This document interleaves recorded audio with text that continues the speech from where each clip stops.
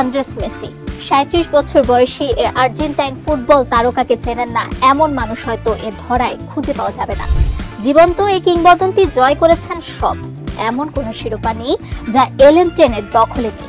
তিনি যেমন ফুটবলকে দিয়েছেন হাত খুলে, তেমনি ফুটবলও বা পায়ের জাদুকরকে দিয়েছে সব। সম্প্রতি এক সাক্ষাৎকারে কাতার বিশ্বকাপ নিয়ে কথা বলেছেন মেসি, যেখানে উঠে এসেছে ২ বছর আগে হওয়া বিশ্বকাপ ম্যাচের নানা ঘটনা।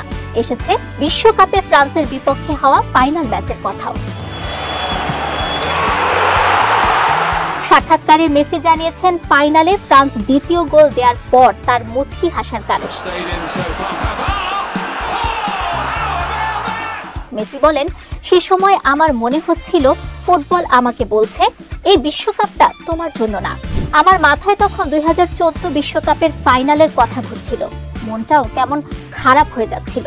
মেসি জানান, তখন তার ভিতর থেকে একটা আওয়াজ আসে, বলে জেগে ওঠো বোকা, বিশ্বকাপটা শুধু তোমার একার স্বপ্ন নয়, পুরো পৃথিবীর স্বপ্ন।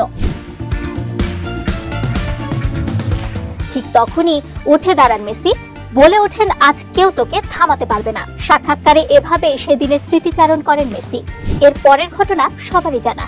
সেদিন শ্বাসরুদ্ধকর এক ম্যাচ দেখে গোটা ফুটবল বিশ্ব, যেখানে শেষ পর্যন্ত আর্জেন্টাইন গোলরক্ষক এমিলিয়ানো মার্টিনেজের বীরত্বে দীর্ঘ ৩৬ বছর পর শিরোপা জিতে আলবিসেলেস্তেরা।